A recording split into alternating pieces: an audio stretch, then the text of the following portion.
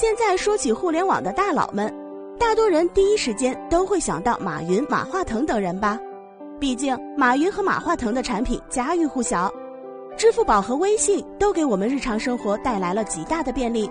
而在用户的偏爱程度里面，支付宝还是比微信要强一些的，因为微信最主要的功能还是社交，而支付宝除了社交之外，还有很多的福利，比如说余额宝可以存钱，花呗借呗可以借钱，还有养鸡和红包等小游戏。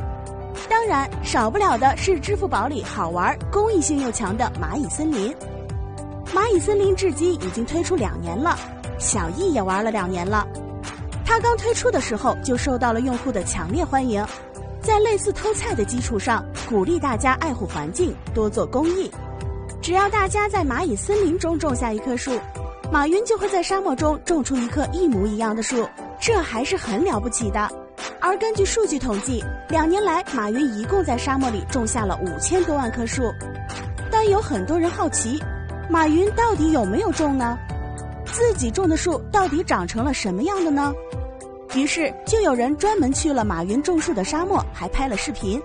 不过网友看到那边一大片长得像小草一样的树，真的让网友们哭笑不得。原来自己费尽心思种下的树就这么大一棵。其实大家不要小看这些小树，在沙漠中树木难以生存，只有先用这种草木和灌木防风固沙，改善局部环境，才能一点一点影响整个沙漠，最终让沙漠恢复绿色。不积跬步，无以至千里；不积小流，无以成江海。改善环境也要一步一步走。不过还是要提醒拍视频的小哥小心点，不要踩到我的树。而马云能用实际行动证明阿里的公益心和社会责任感，这就够了。